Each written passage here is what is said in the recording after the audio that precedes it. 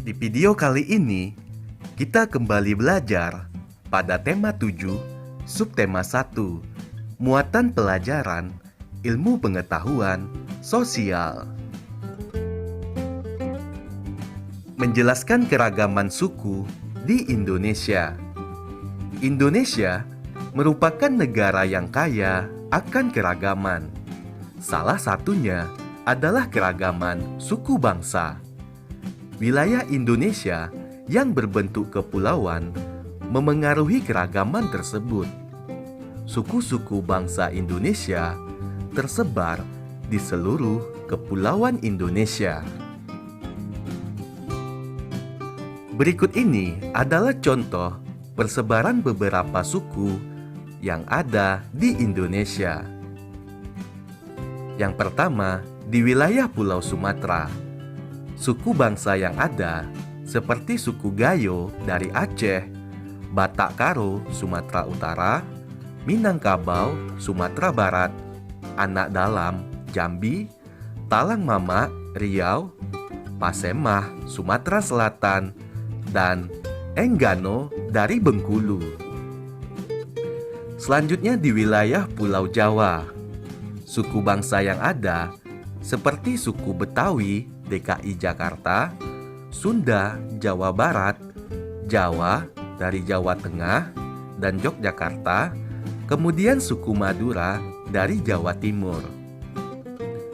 Selanjutnya wilayah Pulau Bali, Nusa Tenggara Timur, dan Nusa Tenggara Barat. Suku bangsa yang ada yaitu seperti suku Bali Aga dari Bali, kemudian suku Sasak dari Nusa Tenggara Barat, dan suku Alor dari Nusa Tenggara Timur.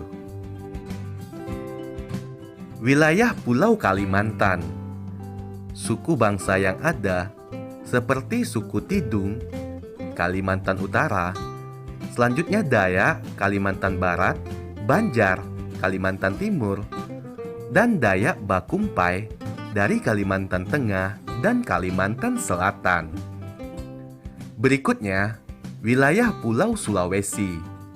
Suku bangsa yang ada, suku Sangihe, Talaut dari Sulawesi Utara, suku Ampana, Sulawesi Tengah, suku Toraja dari Sulawesi Selatan, suku Bugis, Sulawesi Tenggara, dan suku Mandar dari Sulawesi Barat. Berikutnya wilayah Pulau Maluku. Suku bangsa yang ada seperti suku Ambon dari Maluku dan suku Seram dari Maluku Utara. Berikutnya wilayah Pulau Papua. Suku bangsa yang ada seperti suku Dani dari Papua dan suku Asmat dari Papua Barat. Keragaman bahasa daerah di Indonesia. Keragaman suku bangsa memengaruhi keragaman budaya di Indonesia. Salah satunya adalah bahasa daerah. Bahasa daerah merupakan alat komunikasi yang digunakan oleh suku tertentu di suatu daerah. Setiap suku bangsa memiliki bahasa daerahnya masing-masing. Setiap suku bangsa juga memiliki logat dan dialek yang khas, sehingga kita dapat membedakannya dengan suku lain. Berikut contoh bahasa daerah yang terdapat di pulau-pulau Indonesia. Yang pertama, di wilayah Sumatera. Bahasa daerah yang ada seperti bahasa Aceh, bahasa Batak, bahasa Melayu Jambi, Mentawai, dan Lampung. Kemudian wilayah Jawa, bahasa daerahnya Baduy, Betawi, Jawa, dan Madura. Wilayah Bali, bahasa daerahnya bahasa Bali. Nusa Tenggara, bahasa daerahnya Sasak dan Sumbawa. Selanjutnya wilayah Kalimantan, bahasa daerahnya seperti bahasa Bahau, Kayan, dan bahasa Banjar. Selanjutnya di Sulawesi, bahasa daerahnya Bugis, Bobongko, Budong-Budong, dan Batui. Selanjutnya wilayah Maluku. Bahasa daerahnya Ambelau, Babar, dan Buru. Berikutnya wilayah Pulau Papua. Bahasa daerahnya seperti bahasa Asmat dan bahasa Dabu.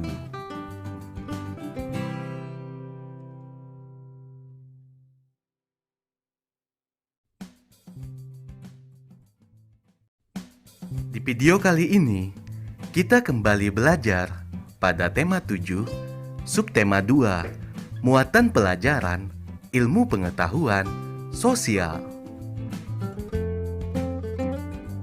Menjelaskan keragaman rumah adat di Indonesia. Rumah adat merupakan salah satu keragaman budaya di Indonesia. Rumah adat adalah rumah khas suatu daerah yang bentuknya disesuaikan dengan kondisi lingkungan masyarakat setempat. Penyesuaian ini membuat bentuk rumah adat di Indonesia menjadi beragam. Selain itu, keragaman bentuk rumah adat disebabkan oleh kondisi lingkungan alam yang berbeda-beda di setiap wilayahnya. Berikut adalah daftar nama rumah adat 34 provinsi di Indonesia. Provinsi Aceh, nama rumah adatnya Rumoh Aceh. Sumatera Utara, Rumah Balai Batak Toba dan Rumah Bolon. Sumatera Barat, Rumah Gadang. Riau, Rumah Selaso Jatuh Kembar.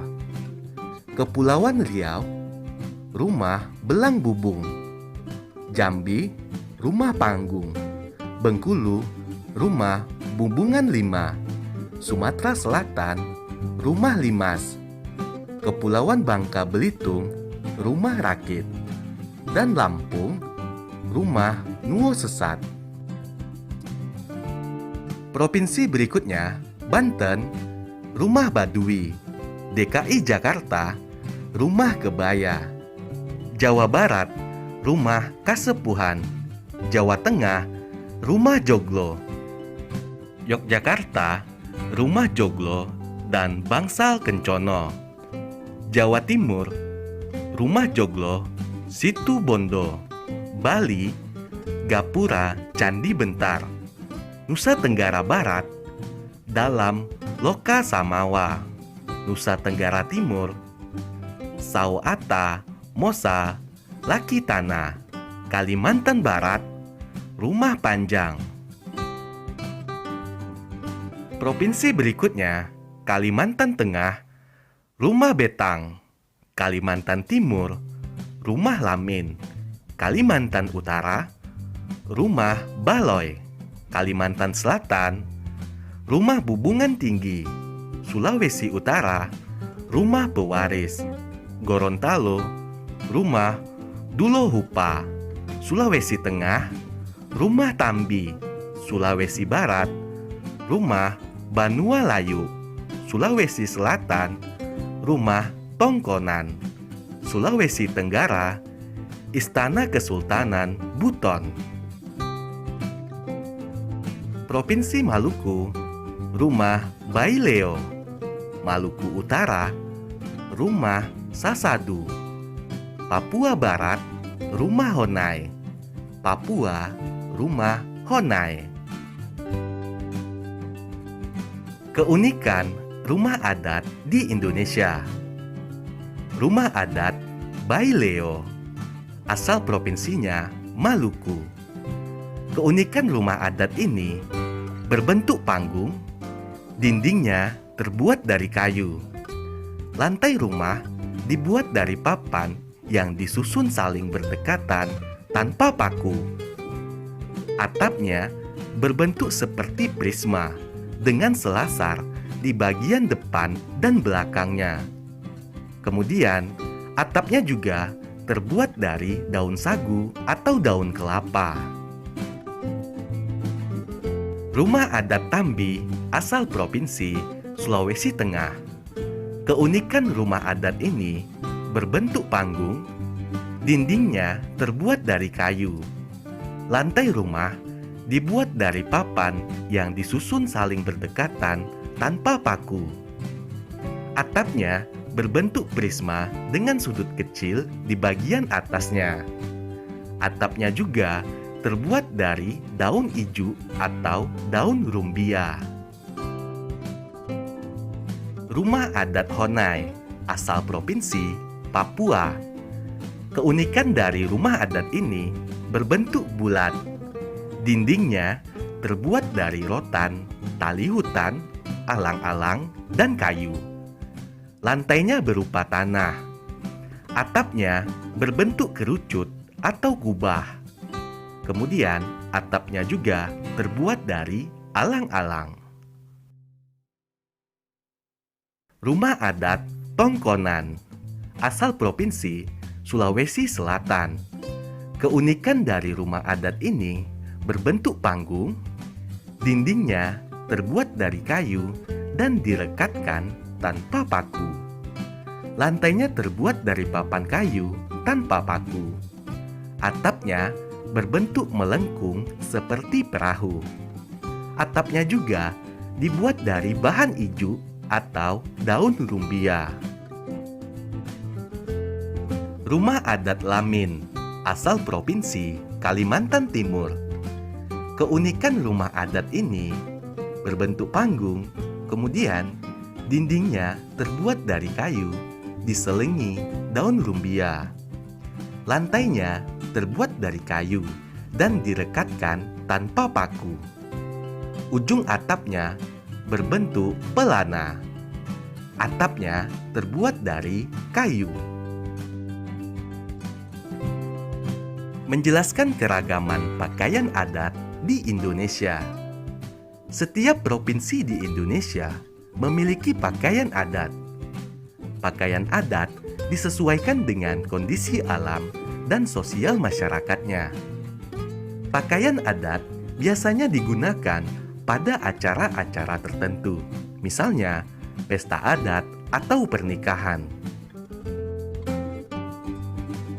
Pakaian adat umumnya terdiri atas baju, celana, penutup kepala, perhiasan, dan juga senjata tradisional.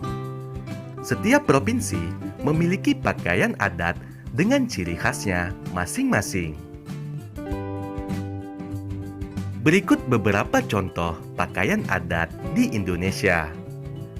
Wilayah Sumatera, nama pakaian adatnya Ule Balang, Aceh, Ulos, Sumatera Utara, Bundo Kanduang, Sumatera Barat, Indragiri, Riau, Belanga, Kepulauan Riau, Aesan Geda, dan Aesan Pasango, Sumatera Selatan, Paksian, Bangka Belitung, serta Tulang Bawang dari Lampung. Kemudian, wilayah Pulau Jawa. Baju pangsi dari Banten, pakaian adat Betawi DKI Jakarta, kebaya Jawa Barat dan Jawa Tengah, kasatrian Daerah Istimewa Yogyakarta, dan pesaan Jawa Timur. Wilayah Kalimantan, nama pakaian adatnya baju perang dari Provinsi Kalimantan Barat, baju pangantin Bagajah, gamuling, baular lutut dari Kalimantan Selatan. Selanjutnya, wilayah Pulau Sulawesi. Biliu, Gorontalo, pakaian adat suku Tolaki dari Sulawesi Tenggara, baju Enggambe, Sulawesi Tengah, baju Bodo dari Sulawesi Selatan, dan pakaian adat Mandar dari Sulawesi Barat. Selanjutnya, wilayah Pulau Maluku. Baju Cele dari Maluku dan pakaian Manteren Lamo, Maluku Utara. Pulau Papua, pakaian adat Ewer, Papua Barat, dan pakaian adat Papua, Provinsi Papua. Keunikan pakaian adat di Indonesia. Pakaian adat Bali. Keunikan dari pakaian adat ini, pakaian adat pria Bali terdiri dari ikat kepala atau udeng, kain songket saput, dan sebilah keris terselip di pinggang bagian belakang. Pakaian adat perempuannya yaitu berupa kain songket, setagen songket atau meprada, dan selendang atau senteng. Kemudian bagian kepala memakai hiasan bunga emas dan bunga Kamboja. Pakaian adat Kalimantan Timur. Keunikannya, pakaian adat pria dari Kalimantan Timur memakai tutup kepala atau topi yang berhiaskan bulu-bulu enggang, baju rompi, dan kain tenun sebatas lutut. Sebuah tameng dengan hiasan yang khas berada di tangannya. Berikutnya, pakaian adat perempuan dari Kalimantan Timur memakai topi dengan hiasan yang khas, baju rompi, serta kain atau rok dengan warna dan hiasan yang khas pula. Pakaian adat Jawa Barat. Keunikannya, pakaian adat pria berupa tutup kepala atau destar, berjas dengan leher tertutup atau jas tutup, dan berkain batik. Pakaian adat perempuannya memakai baju kebaya dan berkain batik. Rumah adat Sulawesi Selatan. Keunikannya, pakaian adat pria Sulawesi Selatan berupa tutup kepala yang disebut pas sapu, baju yang disebut bela dada, sarung, dan keris yang disebut tata topeng. Pakaian adat wanita berupa baju lengan pendek, sarung, hiasan kepala, dan kalung. Pakaian adat Jambi. Keunikannya, pakaian adat pria dari Jambi ini memakai penutup kepala yang disebut lacak, baju kurung, kain songket yang melingkar di tengah badan, dan kalung bersusun. Sedangkan untuk pakaian adat perempuannya memakai mahkota, baju kurung, berkain songket, dan kalung bersusun.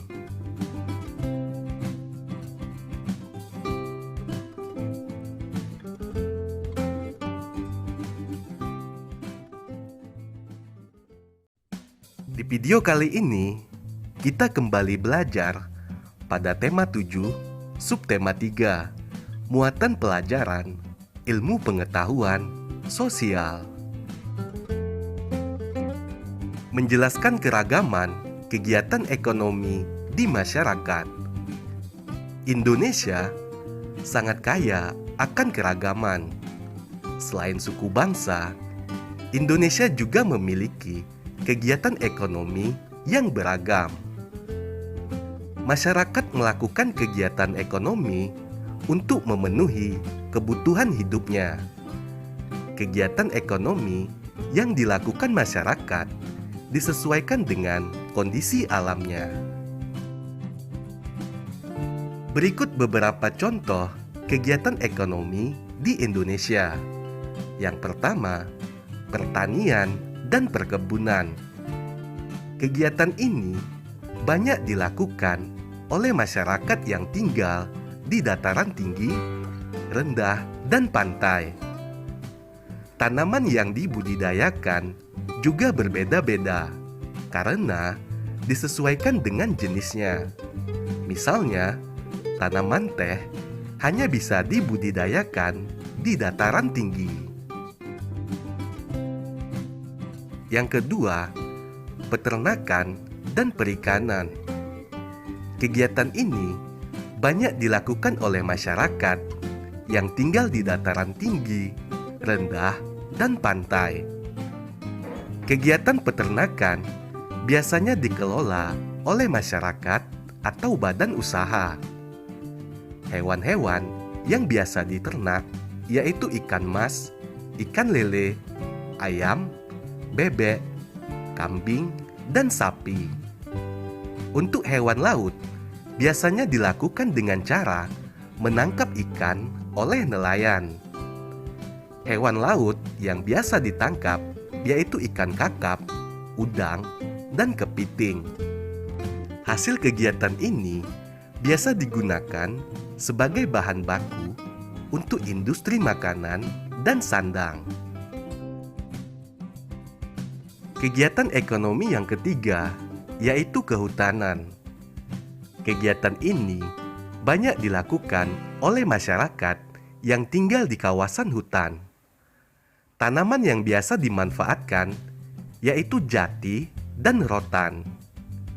Hasil hutan biasanya dimanfaatkan sebagai bahan baku untuk industri bangunan dan mebel. Hasil hutan juga diekspor untuk menambah devisa negara. Yang keempat, pertambangan. Kegiatan ini banyak dilakukan oleh masyarakat yang tinggal di daerah tambang. Misalnya, tambang pasir berada di sekitar aliran sungai atau pantai. Hasil dari kegiatan tambang tersebut seperti pasir dan kapur sebagai bahan baku bangunan. Kemudian, emas dan perak sebagai bahan dasar perhiasan. Minyak bumi, gas bumi, dan batu bara sebagai bahan bakar. Belerang sebagai bahan baku obat-obatan. Kegiatan ini biasanya melibatkan perorangan dan badan usaha. Bahan tambang bersifat tidak terbarukan, sehingga kegiatan dalam pemanfaatannya harus dilakukan dengan bijak. Kegiatan ekonomi yang kelima yaitu industri. Kegiatan yang dilakukan dalam industri berupa pengolahan bahan baku menjadi barang setengah jadi atau barang jadi. Industri biasa dilakukan di dalam pabrik. Barang yang dihasilkan memiliki kualitas dan nilai jual yang lebih tinggi dibandingkan bahan bakunya. Contoh industri yaitu pabrik makanan, minuman, konveksi, elektronik, dan otomotif. Kegiatan ini biasanya melibatkan masyarakat yang tinggal di sekitar pabrik. Yang keenam, perdagangan. Kegiatan ini banyak dilakukan oleh masyarakat yang tinggal di pedesaan hingga perkotaan. Kegiatan perdagangan banyak dilakukan di pasar atau badan usaha tertentu. Tujuan dari kegiatan ini adalah untuk memberikan kesempatan bagi daerah yang memiliki sumber daya alam yang rendah untuk berkembang. Kegiatan ekonomi yang ketujuh adalah jasa. Jasa berupa pelayanan untuk memudahkan masyarakat dalam memenuhi kebutuhan.